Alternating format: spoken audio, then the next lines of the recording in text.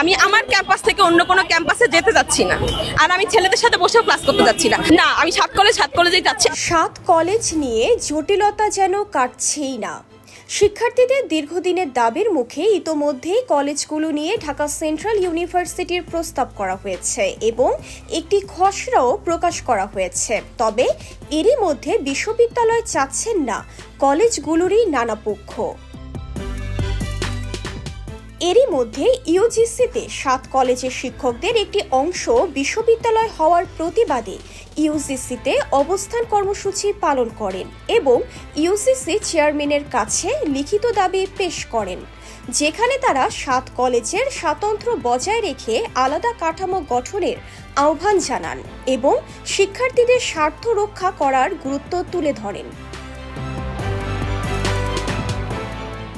এছাড়া ইতোমধ্যে ঢাকা কেন্দ্রীয় বিশ্ববিদ্যালয়ের বিপক্ষে অবস্থান নিয়ে সংবাদ সম্মেলন করেছেন ঢাকা কলেজ ও বেগম বদরুন্নেসা মহিলা কলেজের উচ্চ মাধ্যমিকের শিক্ষার্থীরা। বদরুন্নেসা শিক্ষার্থীরা জানান, আমাদের কলেজ সহ প্রতিটি প্রতিষ্ঠানের ভবিষ্যৎ কাঠামো ও কার্যক্রমে ব্যাপক পরিবর্তন আসার সম্ভাবনা তৈরি হয়েছে। এ প্রক্রিয়ায় আমরা উচ্চ মাধ্যমিক শিক্ষার্থীরা সরাসরি প্রভাবিত হচ্ছি এবং গভীর উদ্বেগ প্রকাশ করছি। তাদের দাবিসমূহ হল বেগম বদরুন্নেসা সরকারি মহিলা কলেজের স্বতন্ত্রতা, ঐতিহ্য, সম্পদ ও শিক্ষার পরিবেশ অক্ষুণ্ণ রাখতে হবে।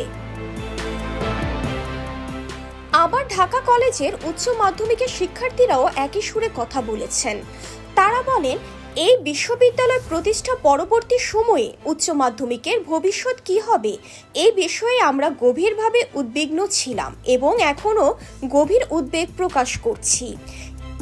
এদিকে প্রস্তাবিত ঢাকা সেন্ট্রাল ইউনিভার্সিটির অধ্যাদেশ প্রত্যাখ্যান করেছেন সরকারি তিতুমীর কলেজের শিক্ষার্থীরা। তারা তিতুমীর কলেজকে ঢাকা সেন্ট্রাল ইউনিভার্সিটি থেকে বাদ দেওয়ার দাবি জানিয়েছেন।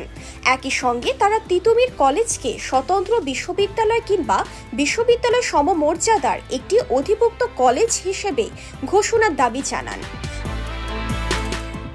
আমি আমার ক্যাম্পাসের সাথে যথেষ্ট কমফোর্টেবল, আমি আমার টিচারদের সাথে অনেক বেশি কমফোর্টেবল। আমার জন্য আমার মনে হয় যে বিসিএস ক্যাডার টিচার আমার জন্য আছে, তারা আমার জন্য এনাফ। আবার ইডেন কলেজের এক ছাত্রীর বক্তব্য ভাইরাল হয়েছে। সে যে ক্যাম্পাস ছেড়ে অন্য কোনো ক্যাম্পাসে গিয়ে ক্লাস করতে চান না, নিজ কলেজের বিসিএস ক্যাডার শিক্ষকরাই তার জন্য যথেষ্ট বলে মনে করেন তিনি।